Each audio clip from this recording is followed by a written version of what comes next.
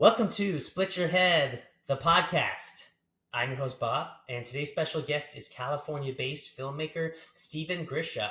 Stephen's zany lo fi horror films have been taking the underground by storm, and with his company Box Creep Films, he's been raining down on collectors with his unique brand of highly entertaining schlocky cinema. He's just released his third film, The Blackheart Collectors Club, after his first two projects, Vapor Green and Color Space Blood Red. And it's an even more ambitious injection of sugary, FX-drenched calamity.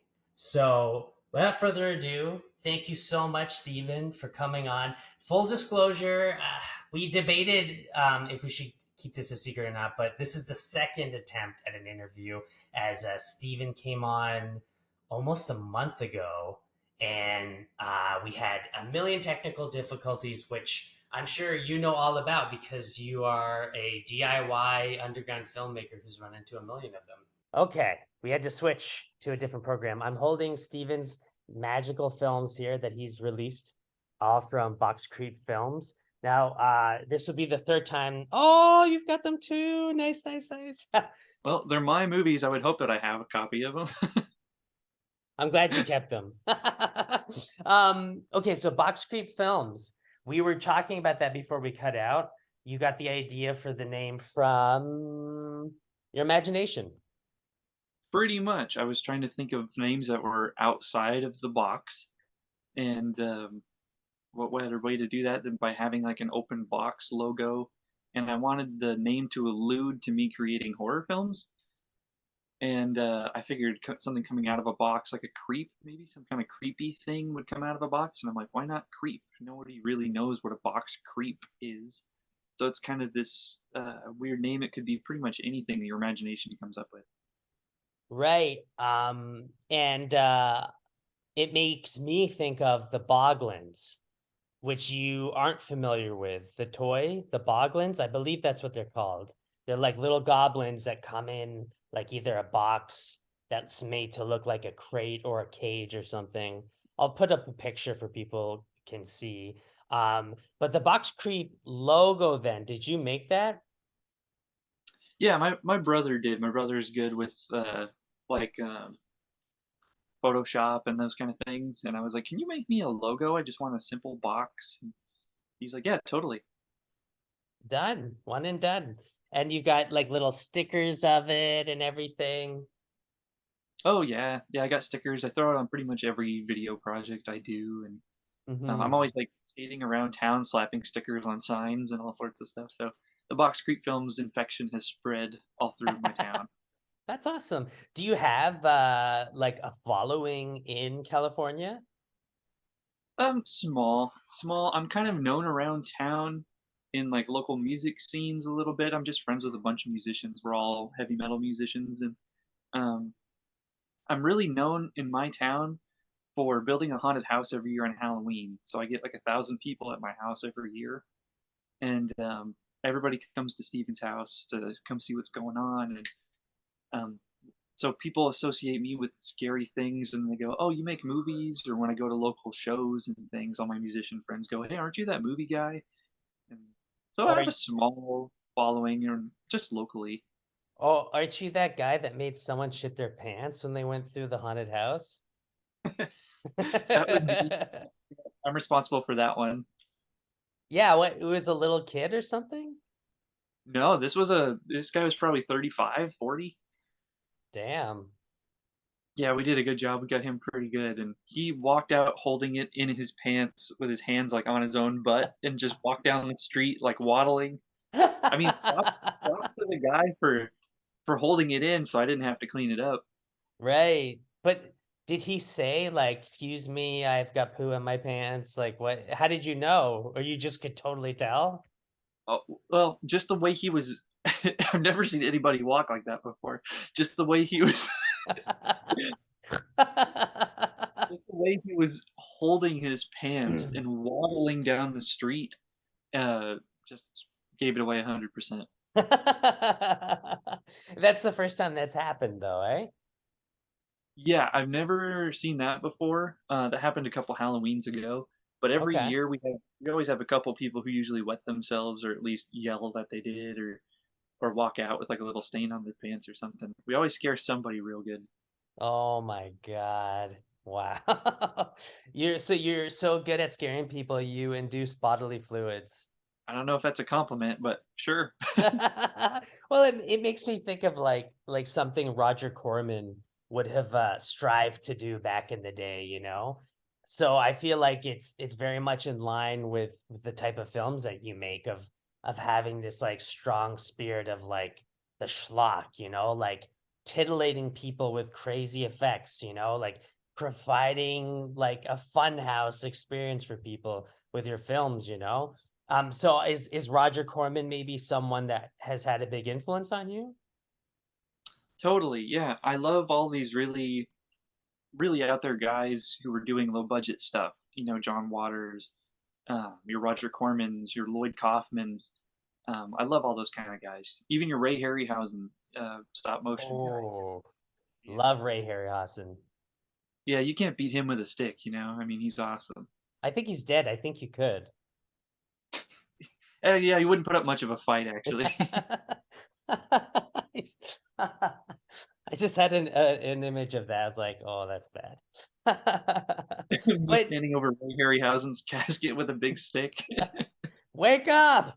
Back, dude. No, you know, but that makes a lot of sense now because in Blackheart Collectors Club, you have the little stop motion sequences that feel to me like, you know, Steven's trying to do the Harryhausen thing.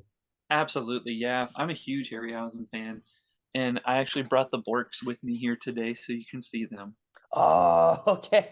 So, my second time watching the movie, I showed it to my friend, and we both howled at those scenes. He was like, "I love this," but I want to ask you, what is the sound? It's like, "Arr, arr, arr, arr, arr." What is that sound? What is it? Um, kind of, it's a mix between three different creatures. It was a dog. They even did little roars like a lion, Okay, and a chicken. okay. So I just stacked them all on top of each other, cut them up, took little bits and pieces of them, and just made them do these little barking sounds.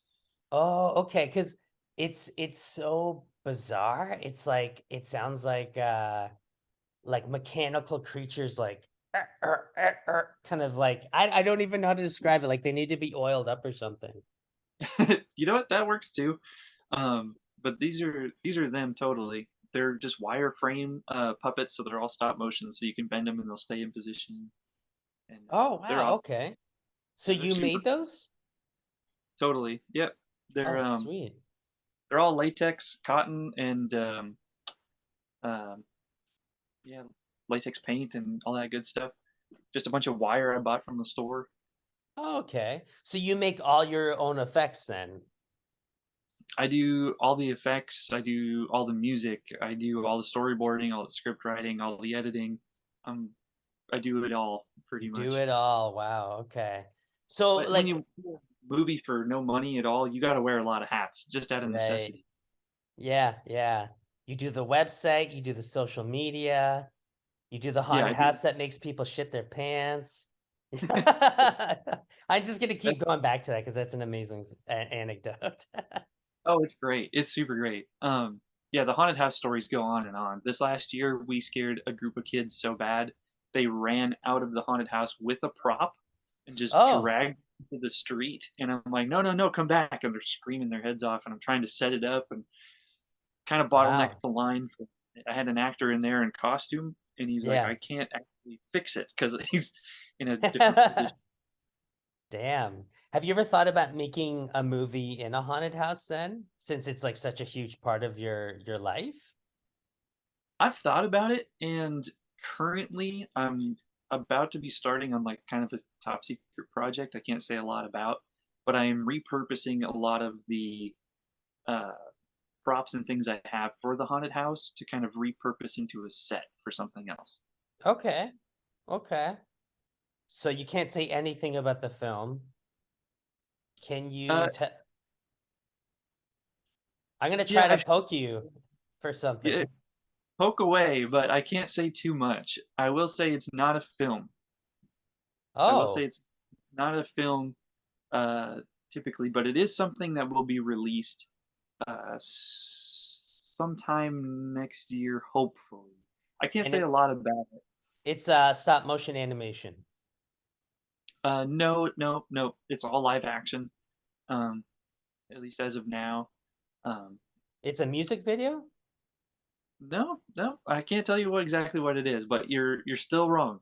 I will say that much. Wait, But wait. I mean, How is if it we go not down a the, film? How is it not a film though? I don't understand. I will say it's a video project. I'll say that much. It's a It's a video video project. game.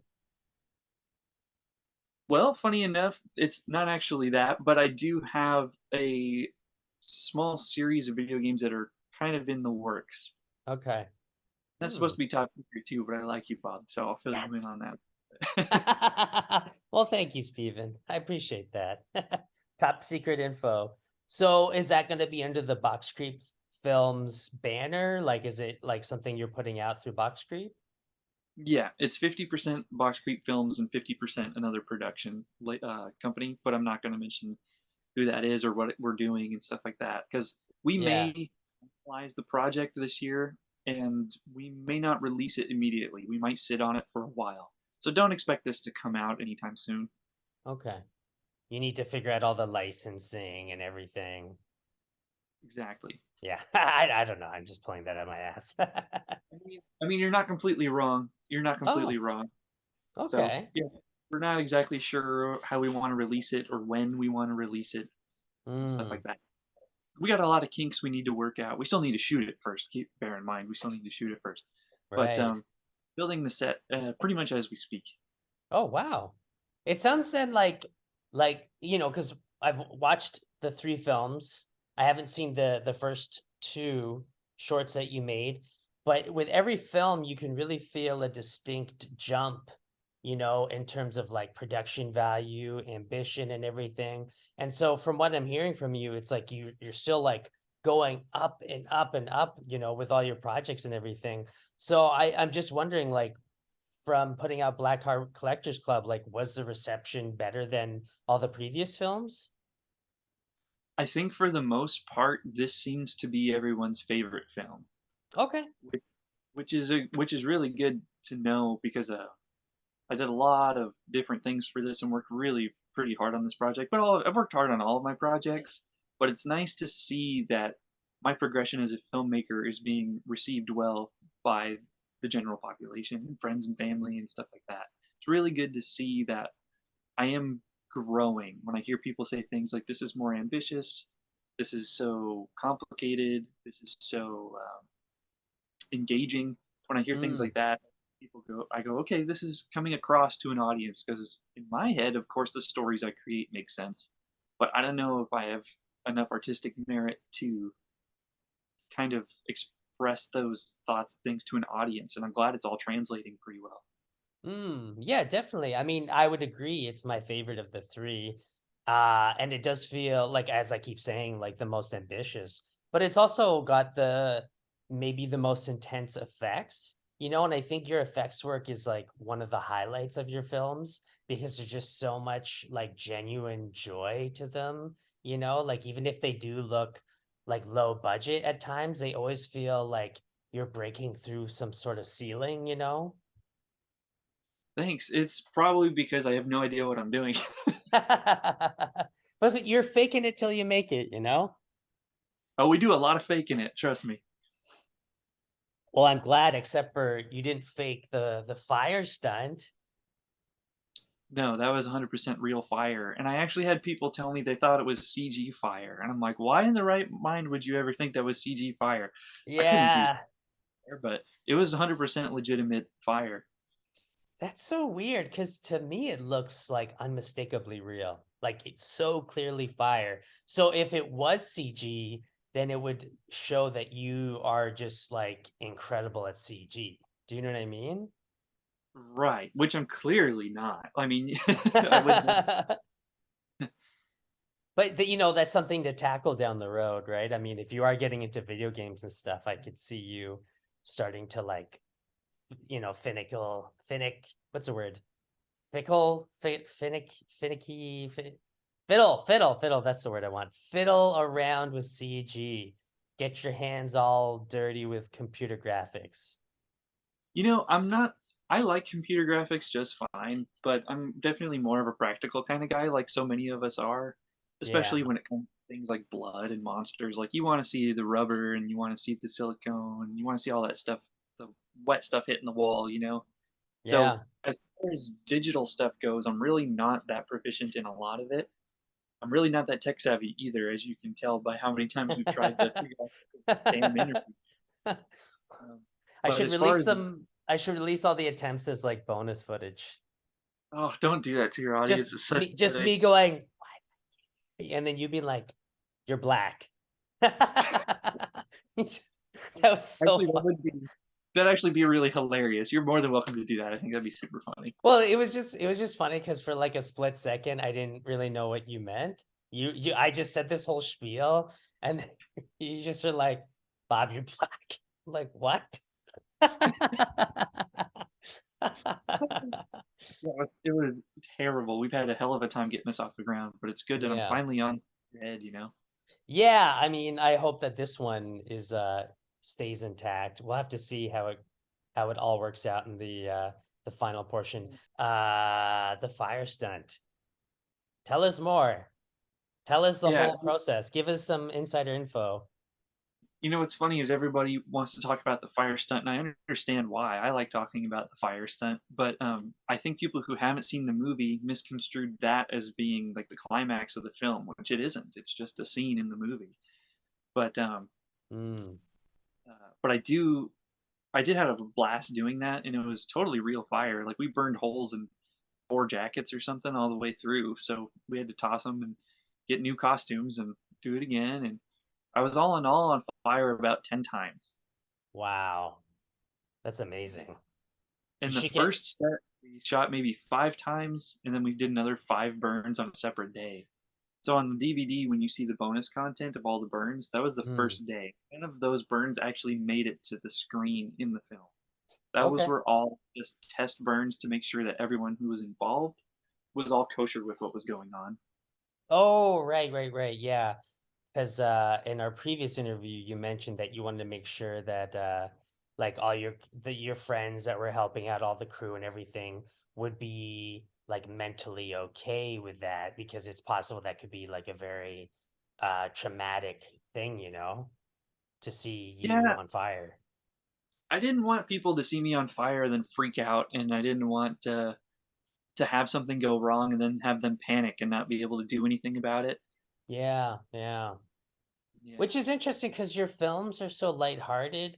Like I'm trying to think of if there's been any other scenes that you've had to that you filmed where you had to be like so conscious of like the comfort and safety of your actors. And it doesn't seem to come up that much, but has there been any other incidents that you can think of where you really had to make sure like, are you cool with this? Like, are you comfortable doing this or that? Just if people were to fall down, like if they need to do a very small stunt where they fall over or get punched in the face, we got to make sure that we're pulling the punches appropriately and stuff like that. But Mm, the fire stunt was a little heavy until we did it a couple times. By the second time that we did the second set of burns, everyone was so cool with it. Everyone's like, "Yeah, just do it again, light them up." You're like, "Are you guys okay with this?" You're like, "Yes, Stephen, please set yourself on fire. We love it." But yeah, the But last time we did a burn, I'm like, "You guys, this is our last burn." I'm like, "We got to just really go for it." They're like, "Okay," so they started spraying alcohol all over me oh and really did shit. a big burn. So that's the final burn is gets a lot of screen time because it was a big impressive flame. Wow. Wow, that's awesome. And so, from what I understand, that was the only time that you weren't holding the camera. Is that correct? Like normally you're the one holding the camera when you film your movies. Who was holding the camera? Our good friend and friend of Split Your Head, Mm. Jonathan Doe. Right. Yeah. Okay, so you're not in any other scenes? I'm in every film, but you may not be able to tell it's me. Like in Color Space Blood Red, there's a couple scenes of technology close up, and you can see my hands instead of the actor's hands. Okay. Same with um, the Black Heart Collectors Club. I had a scene where I had to put my hand in the glove and double as number two. So just little things like that, little cameos and things. In Vapor Green, I did like a post credit scene. Um, Okay. Because okay, whoever it was, I don't want to spoil it because this is really like one of the best moments in Blackheart Collectors Club. But I'll just say someone is like dying, and I thought it was you. But is it someone, you're a friend of yours that looks very similar to you? yes, that's my brother David. Right. Okay. Wow. What Wait. was He's not identical twin, is he? no, but that's not the first time we've heard that. When you see us in person, I think we do look a little different, but people do mistake us for twins from time to time. I'm actually 6 years older than he is. Okay, because I would have guessed that he was older just We from get that a seeing lot you. too. Interesting. Wow. Okay. A lot Okay. too. He's a little bit taller and his voice is a little deeper, and I think everybody mistakes him for the older brother. They go, "So you guys are twins, right?" We're like, "No," and then they're like, "Oh, he's Yeah. the older one." No, yeah, we get it all the time. Wow. Okay. And he has long hair too, and like facial hair? Yep, yep. And I typically don't have facial hair. I'm trying something new, but I'm not sold on it yet. But Okay. I mean, it looks but good. It looks very like rugged, makes you look like you've done a few films, you know? makes me look like I have experience behind a camera. Yes. Okay, Yes, take it. yes. I don't know why, but it's good, you know? It emphasizes sort of like a lion's mane sort of thing, you know? Which I guess this constitutes that as well. Yeah, you But could kind of like tie it all together and all that, you know? kind of touching back on my brother, Yeah, yeah, looking like me and everything. Now he's the digital guy. He spends a lot of time on the computer and stuff like that. cool. So talking about those video games earlier, he's basically programming like the whole thing that's gonna hopefully come out next year. Okay. Uh, but I'm doing, of course, the music and some art and stuff for it. But predominantly, it's him. Okay. So the music then, I was curious because it all sounds like you use like synthesizers to make it. Is that correct? I use like a free online synthesizer that I found, and Right. after I screen record the sound, I pull it in into my. What? Oh, it's so primitive. I wish I knew how to record music because I'm a Mm. musician. I've been playing music for 15 years or something now. Oh, wow. Okay. Yeah, I definitely been playing music longer than I've been making movies. Um, Like synthesizer? I'm a bass player. I play the electric bass. Okay. I tried to make we totally talked about bass for like half an hour last time we did this, and I was like, okay, let me try to ask without revealing that I already know he's a bassist. This is gonna turn into like my Mr. Show sketch interview of all the Split Your Head episodes. Yeah, for the record, everybody listening, Bob knows the answer to every one of these I questions like know. 3 times already. He's pretending to be impressed right now. You're as funny as Weird Al Yankovic. Well, that is now that's a compliment. That's a compliment right there. It's also a callback because we talked about how you reminded me of Weird Al Yankovic for like 15 minutes as well. I'm a huge Weird Al fan. I've got Weird Al's autograph on the wall right over there. Oh shit. Okay. Did you see the one with the movie, the Daniel Radcliffe film? You know, I actually haven't seen that yet, but I heard it's good. What? It's pretty good. I'd say I like the first half quite a bit. Second half, so so. Worth watching.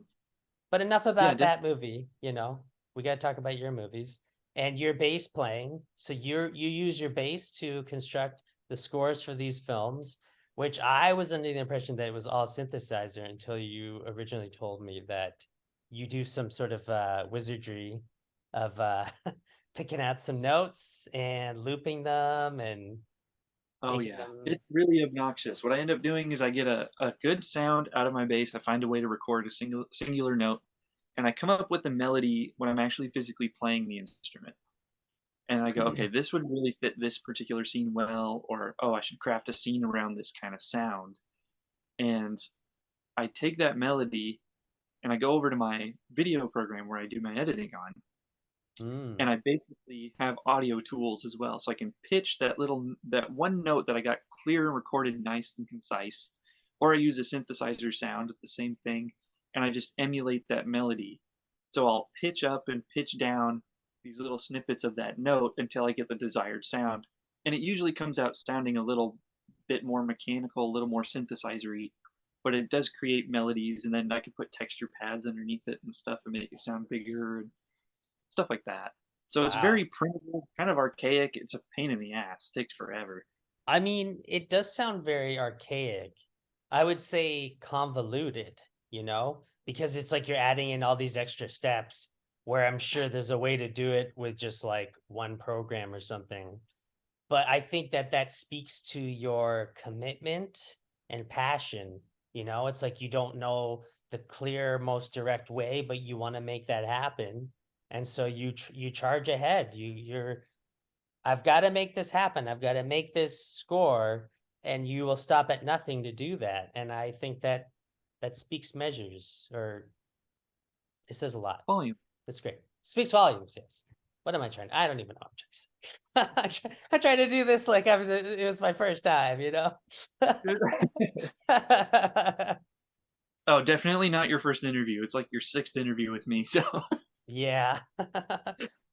Well, it's good to spend all this time with you, Steven. You're a very pleasant person. So, and your thanks, movies Bob. are great. I will show them again. How did the sale go, by the way? Because we were hoping to have this out beginning of November so that people could check out the website, get some movies on sale. But at this rate, they're gonna miss that, which is unfortunate. But how did it go? It went really well. People have been buying the new film, and honest to God, I'm probably going to keep the sale price until the end of the year, Okay. just because people seem to be pretty jazzed on the fact that the movies are a decent price right now. Yeah. So call it a post Halloween sale, a New Year sale, whatever you want to call it. It'll be everything's discounted still. T-shirts, Nice. um, the little sculpture guys that I make, the skeleton guys, and all that kind of stuff. It's all on a discount right now. So pick it up at boxcreekfilms.com. Sweet. Okay. That's gonna be until the end of the year. Is that what you said? Yeah. Most likely, because everybody Okay. seems to be jazzed on the prices of everything. Okay. Cool. So get it while the getting's getting good. You said you're working on some new projects. Um, you did say there's a top secret video game, but there's also another one is that correct? You have two projects in the works? Yes. Yeah. Well, at least two. I have the video games, which are secret. Don't tell anybody. The video games are the video games will hopefully be coming out next year. Hopefully. Okay. Um, and then next year I will be working on another film, like a traditional narrative kind of movie. And I'm not sure what it's going to be just yet. I have like honestly too many ideas bubbling to the surface to try to Love pick out it. what I want to do. Yeah. Honestly, I'm just drowning in ideas, and I'm just like, oh my god, get me out of here, because I don't know which ones I'm going to do. All of So them. all of them You with should try time and all budget. of them. Well, that's okay. Yeah, Okay. That's fair. That's fair. But I don't I know time in my life to do that. yeah, yeah. But I was saying to you when we did interview number 17 or whatever that your films kind of remind me of Daniel's, the directors. They're both named Daniel and they're Oscar winners.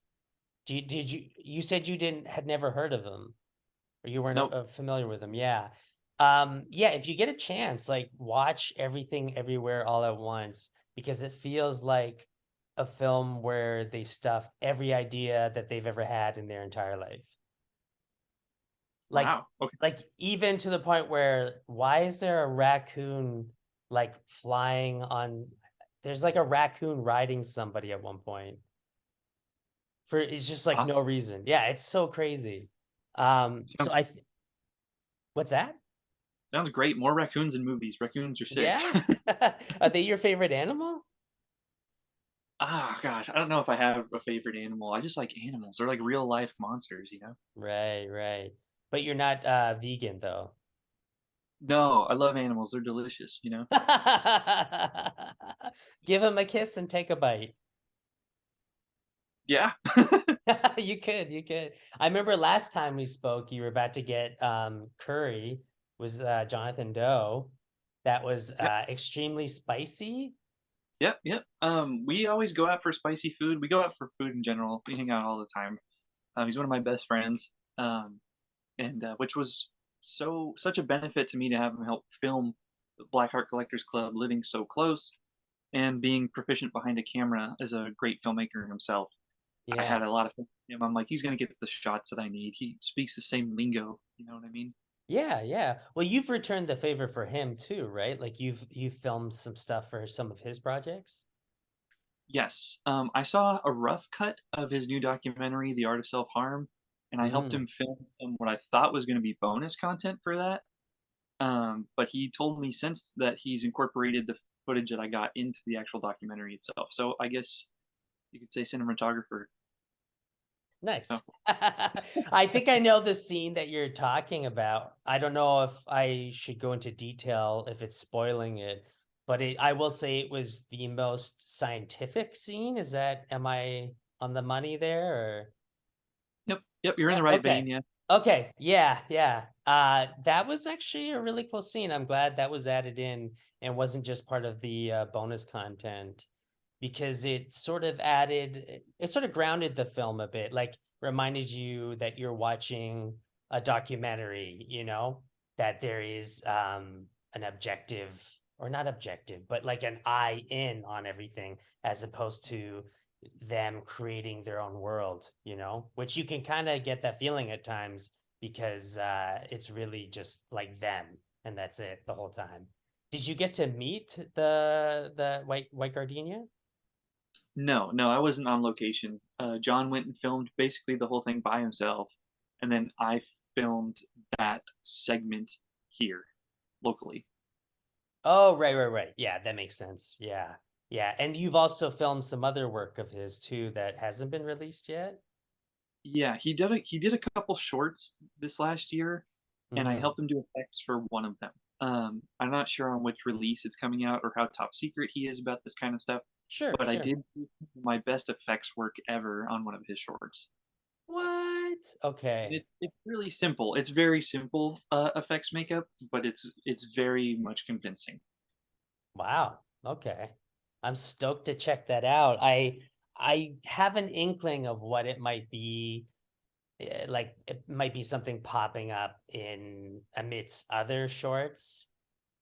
So I'm looking at you for a hint or something. I will say you are a wise man, Mr. Bob. I totally know what it is now.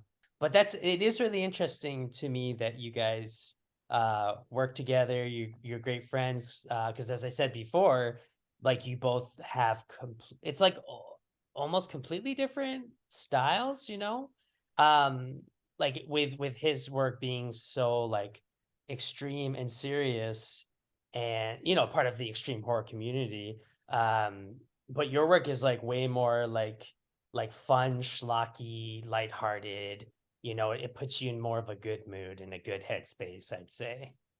Yeah, it's really funny because I draw influence from everywhere, like Cool. everything in the underground cinema world and even mainstream cinema world. I love bigger films too. I'm just a cinema guy.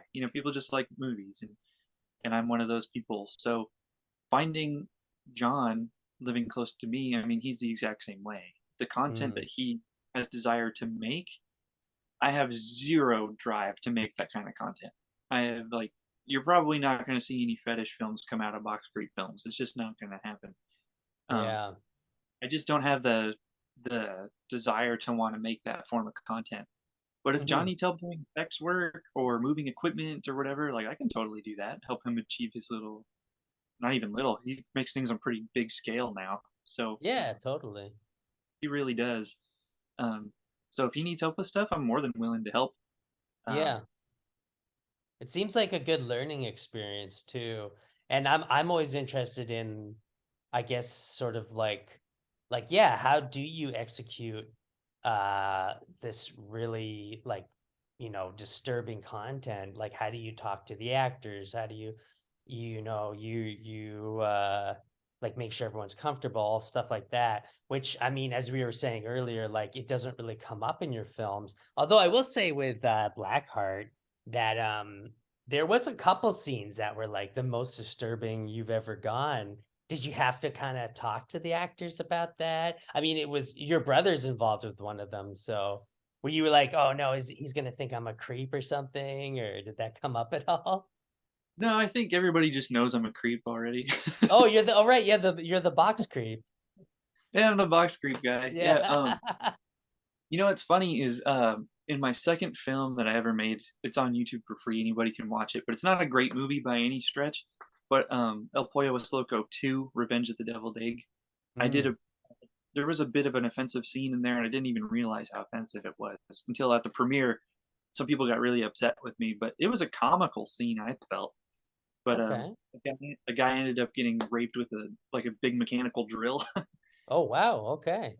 The drill's about this big, I mean, and it's a That's giant big. a giant monster in a cardboard box. It's like a robot Yeah. chicken monster. So Okay. I thought it was a comical scene, and then a couple people actually got kind of upset with me over that one. But I don't have a Huh. problem shooting more confrontational kind of stuff like that. It's Right. just whatever narrative I'm telling is what I'm going to put on screen, pretty much. Sure, sure. What did the people say to you that were upset with you? I had a good friend of mine for a while walk up to me and he's like, "Yeah, man, great movie." And I'm like, "Well, it's just the second time I've ever touched a camera, I'm just trying." And he's like, "Well, why'd you have to put a rape scene in the movie?" I didn't realize Mm, he was so sensitive to that, and I didn't even think of it as a rape scene, but I suppose it totally is.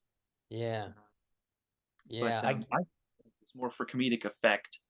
But some people are just more sensitive to certain things.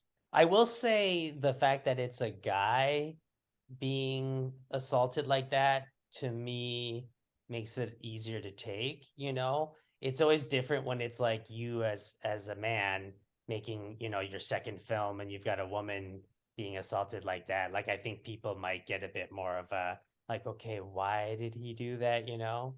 For me, I feel like we kind of need a bit more stuff like that towards men. If there's been a huge imbalance of sexual violence towards mainly just women in cinema. But that's my hot take, you know? Sure, sure. I don't even look at it as being that deep. Um, Okay. I just like you look at somebody like maybe Fred Vogel or something, for example, who had Mm, pretty graphic sexual content in like his first films, right? Like the August Underground films and stuff like that. And everybody knows Fred is just a nice guy, so nobody really bats an eye, you know. right. So Okay. I see what you're saying. And I think that's important too, is like if you yourself are not doing anything wrong, you're a decent human being, you don't promote violence in your own personal life or anything, then like why does a violent film necessarily push people to do anything bad, you know? Like why do people get, I don't know, influenced by stuff like that?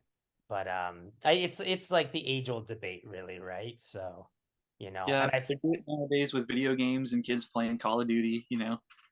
yeah, yeah. I mean, that's always been my thing is like I think that it's worse to show extreme violence being done by like the heroes. You know what I mean? Like if I see a film where it's the villain or the monster or whatever that's doing the worst violence, I feel like that's to me morally more okay, you know? Right, which is something I kind of liked about the Blackheart Collectors Club is none of my characters are really good guys. Yeah, that's actually a good point. Because I was wondering about that. I'm like was the like main, I almost want to call him a hacker, but he's like an assassin pretty much. He's sort of like leading this whole conspiracy. Like he didn't really seem to be that great or anything, the way that he was like killing off all these people that are part of the Blackheart Collectors Club. I keep wanting to call it the Blackheart Collective. I don't know why.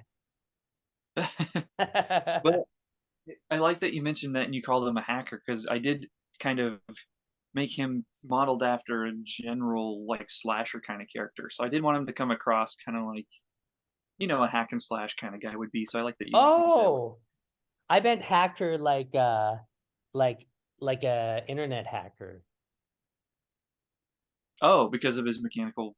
voice I don't or know. I don't know why. Just I think it's because he used like social media to kind of reach out to people to spread the oh, message and everything.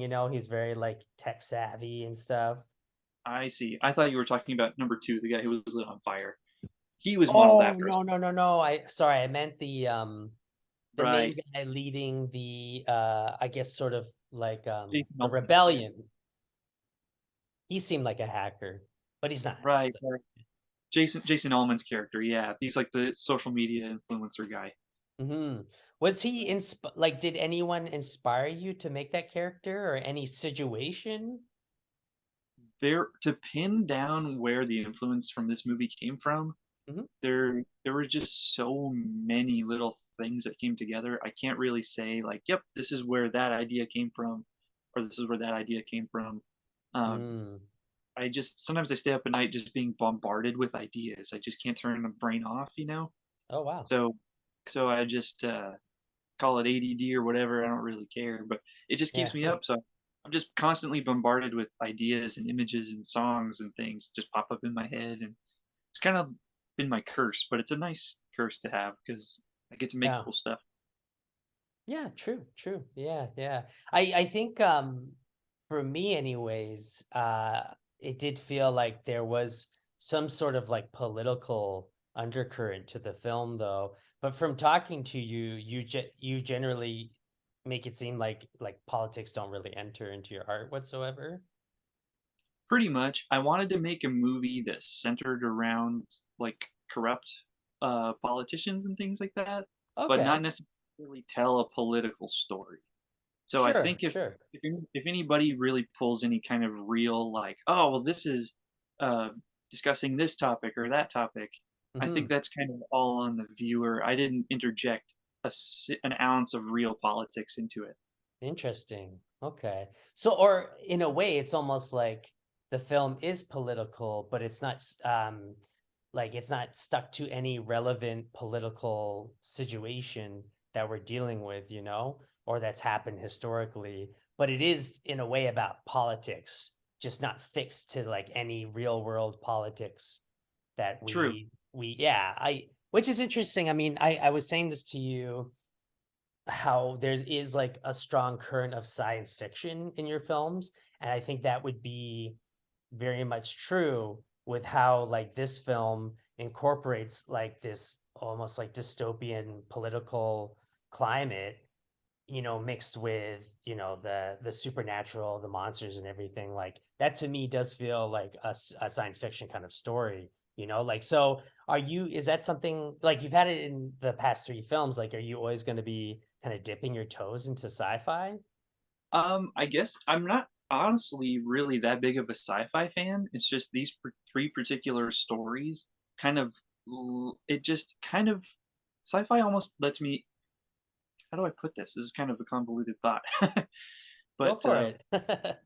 the sci-fi element kind of lets you get away with a lot of things that maybe you wouldn't be able to get with before. You can say, "Oh, this is set in the future," or "This takes place in a dystopian future," or "Right before the shit hits the fan," just like Black Art Collectors Club kind of takes place right where things are teetering on Mm, when the stuff's about to go down. Um, but throwing in like a setting that's kind of science fiction allows you to get away as a filmmaker with murder because everybody goes, "Oh, this is just the way it is. The system is just corrupt. There are aliens, and we don't really need explanation for that. We're more interested in the now, why these characters are relating to each other, versus, well, how did they get in power? Where did the aliens come from? Who brings them?" Nobody really cares about that as much as the characters' development between each other because mm, the setting kind of lends itself to forgiveness in that respect, if that makes sense. mm. No, no, I get that. Yeah, because in a way, like it's like a concept that's allowed to keep growing so that the characters can move more freely through the plot. It isn't just strictly one formula. Like if you made a slasher, you're really stuck to there's a killer and there's characters trying to get away from the killer. The second you start adding other ideas, other elements, like diverse kind of effects and everything, that's when the genres start melding and everything, whereas like science fiction does give you immediately, like, you have all this room to work with and everything. And the thing I like about your approach to sci-fi, because like I dislike this generally about sci-fi, is that like you don't have all this explanation behind everything. Like that's one thing that drives me nuts, is when it's like there's so much of the science involved to science fiction. Do you know what I mean? Yes. Yeah, where people overanalyze things and go, "Oh, and this solution and these chromosomes and this whatever and this that." Yeah, yeah. It's too much for a splatter movie. It's Yeah, totally. Yeah. Yeah, so it's more sci-fi in terms of like the aesthetic and everything. yeah, and that just happened to kind of work for these particular 3 films. Every idea I have doesn't necessarily have, like, overtly science fiction kinda elements to it, Okay. um, or every story that I wanna tell doesn't necessarily have those, but, this particular trilogy did. Oh, so you would say this is a trilogy? Yeah, so they're kind of an unofficial trilogy of colors Okay. because, we have Color Space Blood Red, Vapor Green, and then the Black Heart Collectors Club, so everything's just loosely related around a color, Oh, cool, cool. and I didn't actually, even if put you that really together. wanted to You're get right. yeah, and if you really wanna get into the nitty-gritty of it, if you I don't Sure. think anybody would ever figure this out, but they all 3 do exist in the same universe, believe it or Oh, not. sweet. Okay. I don't know if that story would interest you or not. Yeah, come on. Okay, so they're not chronological, so they're all out of order. Okay. Color Space Red being, like, the farthest away. I would guess Um, that, yeah. but the premise for that is that a guy goes to another planet to capture little monsters to bring back to Earth. Mm. Is the same, uh, reason why we have Borg fights. Yeah, In okay. That makes okay, sense. and then in Vapor Green, the post-credit scene was filmed by a channel called 8 Live. You can see the logo on the bottom of the corner. It says 8 Live, Okay. and 8 Live also filmed Jason Allman's execution in the end of the Blackheart Collectors Club. Spoiler alert. So, I mean, might make it. So, um, Okay. It's still so great to watch, especially the execution scene, so. thanks. And actually, if you really want a spoiler, pretty much anybody in a white T-shirt in a Box Creek Films movie is gonna get it because blood shows up really good on white. So, Oh, okay. don't get attached to the people in the bright colored clothing. Okay, good to know. Wow. That's, like, such a, like, obvious thing, but yeah, I mean, I would have never thought that, so, yeah. Is there any more connections then, with it being all in the same world? um, well, in real life, there's a lot of connections in the fact that I used all of the same actors for every Oh, movie. right, right. Except Uh, for, Jason Allman? He's not in the other movies, is he? Jason Allman actually is my buddy Jonah McClendon, Okay. and he has a small part at the end of Vapor Green. He played the police officer, Oh, right, right, right. Okay, I remember that now. Yeah, yeah. and he was in my first movie as well, Apoyo es Loco, but we can forget about that one. Oh, okay. I haven't watched that one yet, and I keep forgetting. I'll have to look it up. They're definitely I mean, you said I've progressed through every film. Yeah. If you watch my first one, it's clear as day. Oh, okay. But at least Growing up, we have a gnarly drill sodomy scene to look forward to or something. So, we actually did a lot for those movies. We ripped people in half. We literally ripped people in half. We did that whole famous bit there. We ripped people's faces off, ripped arms off, melted a guy. this We sounds did a lot. great. I Why aren't I think they're watching fun. this right now? Well, you're more than welcome to at the Box Creek Films YouTube channel. Oh, okay. Yeah, I don't think I've looked at your channel, so I'll have to peep that. Yeah. What's Yeah. funny is I've debated taking those down because as much fun as I have with them, is they're not amazing films. I can tell anybody with a straight face they're really nothing to write home about. They're definitely low budget and it shows. Okay. And I almost wonder if people see them, if it will deter them from picking up my other stuff because I have grown so much. Maybe you should take them down because I wouldn't want people to be deterred from watching your films. Not I to I not I think honestly, I think with your films, I would love to see a volume one collection where you just put all of your films into one and then you have those first two in there, you know? Like something like that I think would be great. That's something I've liked about your interview style. You really pay a lot of attention and add creative and constructive elements to your conversations. You're a Oh, really good sweet. interviewer. Yes. Thank you. I appreciate that. I I don't know what appreciate I'm you. doing, so I just think like, okay, I'm gonna talk to someone. I'm just gonna treat them like my friend and see and ask them what I would want to ask them. It's working. It's a good formula. Yes. Well, You're thank doing a you. good I job. appreciate Yeah. that. When you reached out to me to be on your show, I went, no, no way. I got to be on Split Your Head. It's so cool. That's amazing. Thank you. That's like I haven't had anyone be that honored to be on this show, so you know. Man, that's just dumb. I was super pumped to be on here. Oh, sweet. Thank you. Yeah. Well, it's cool to have you on. After having Jonathan Doe on, it seems like I'm getting sort of like a California contingent or something. Like, is there any other California filmmakers I should be reaching out to? I kid you not. My buddy John and I are the only two that we know, as far as I know. Oh, We're okay. only two. We doing what this kind of work, Yeah. there are people up in Hollywood, of course, doing big budget Right. Oh, things. yeah. Actually, that is kind of funny. I'm like, anyone else making films in California that I should know about? You're like, well, let me tell you about this place called Hollywood. Yeah, yeah. Yeah. Um, but I mean, when I first met John, I remember telling him like, "Oh, so you must know other people around here who are into this," and he goes, "No, I don't know anybody." I think with him it makes more sense because his work is so extreme that it seems like the type of scene that really exists online, you know? Whereas I could see with your work, you said you're so connected to the music scene. It would be great if you did like, it was like a punk show and then they screened your film after or before, or actually before. I think before would be great.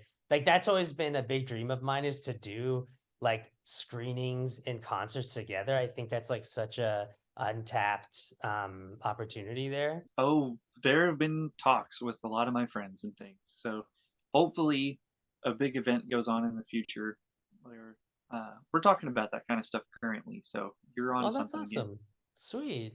And I mean, even like maybe you can shoot some stuff for bands to play in front of, or have you ever thought of doing anything like that? Um, I've thought about doing stuff like that. I have a friend who's a videographer and he films a lot of stuff for the local bands.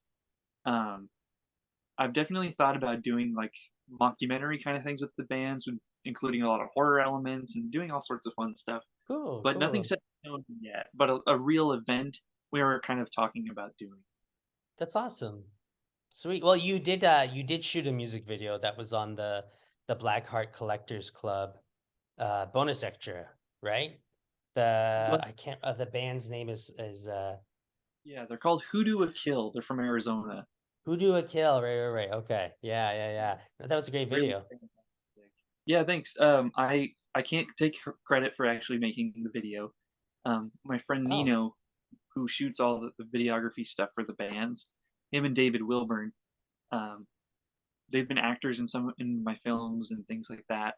And some of the band members of the music videos I get to put out, they act in my films. So when you watch the music videos, sometimes you'll hear the song or you'll see them. So there is some correlation there. sweet. I'm also friends with Buddy from Glory or Death Records.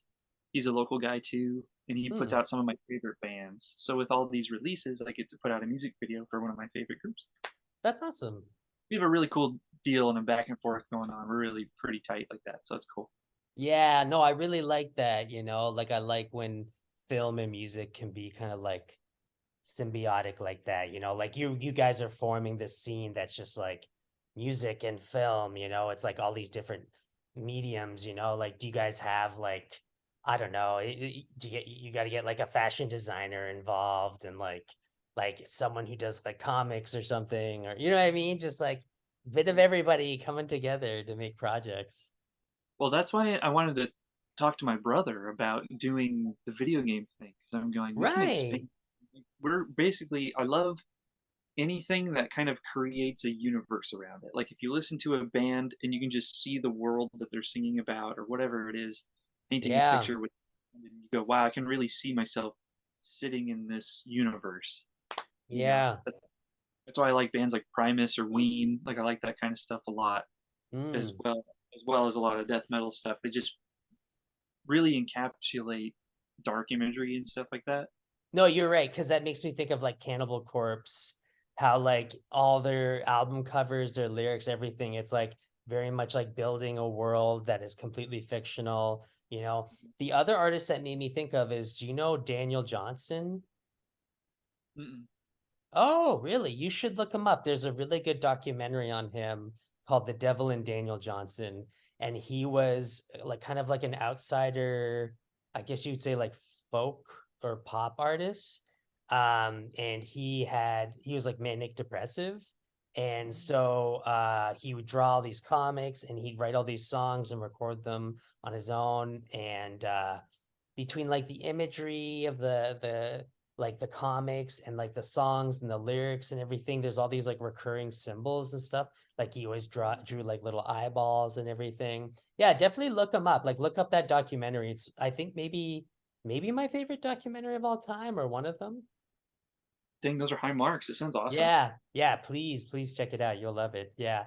But we do unfortunately have to cut this short, and I do want to get you to answer the questionnaire, because when you did it last time, you had some really great answers that I really loved actually. So we're gonna cap things off with the questionnaire.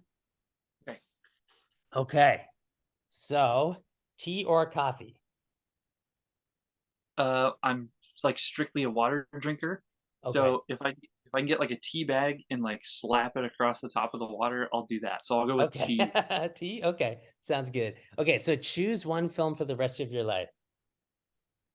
Um, I would probably pick one of my films, and the reason for that is that when I watch them back, my experience is a little different than maybe someone who doesn't know me who would watch them because I get to relive all the memories and good times I had with all of my friends.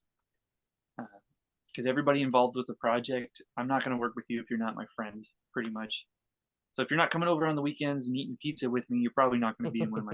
It's just the way it goes. So when I look back and see those movies, I think, oh God, I remember when he was drunk or when he tripped, when we didn't have the prop and we had to make something happen. And so I'd pick one of my films probably. It might be kind of a cop out answer, but I No, think it's I love just the that, way. man. Steven, never change. I love that answer. That is it. That kind of answer is like why I want to do this, why I want to interview filmmakers, why I want to do this questionnaire, is get them to say like that's a beautiful answer. And I'm so glad that you repeated it from last time too, because it was great. Like it was honestly almost verbatim, I think. I was like, God damn. But I was hoping you would do that. So okay. If you had to be an animal, which one would you choose? I think it would be really off brand if I said something other than a rubber chicken. Okay. Yeah, So actually, yeah, okay. I don't have it here, but you gave me some stickers and I took the rubber chicken sticker and I put it on my wallet because I have this wallet that's falling apart. I've had it for like 20 years or something. It's a leather wallet. And so I've started putting band stickers on it to like repurpose it. And then I used a I was like, oh, there's a little hole here. I'll put the rubber chicken across. So I'm repping the box creep on my wallet. dang. So I'm like right next to your wiener everywhere you go then. Well, more my ass, which is Okay. apropos considering your penchant for sodomy drills. You know what? If it's by your butt, I'll take what I can get. That sounds like a tagline or something, or like hitting a fire, but I'll take what I can get. That's pretty, yeah, Okay, write so that down. yeah, well, I'll have it recorded here. Okay, so what happens when we die? I think I know a lot of things that do happen. A lot of people will gather to celebrate your life. A lot of logistical things will happen where you got to get people here, get people there. Um, as far as any kind of spiritual afterlife kind of thing, I'm not sure. I don't think anybody knows. I do know that there's one Steven who's sitting right here, and when he's gone, it's kind of all she wrote. So that's what I'm going to go with. I'm going to go with I kind of anybody who passes away rots, and it's kind of the end of the line, I think. Okay. Yeah. But nobody really knows for sure, and I don't think anybody who tells you they know exactly what's going to happen, I don't think they know what they're talking about. Yeah, I've found that asking that question, all these past episodes, usually people say something along those lines, you know, just that really I don't know and nobody knows. Anyone that claims to know is full of shit. And that goes for people that say that nothing happens or say or are certain that something does happen, you know.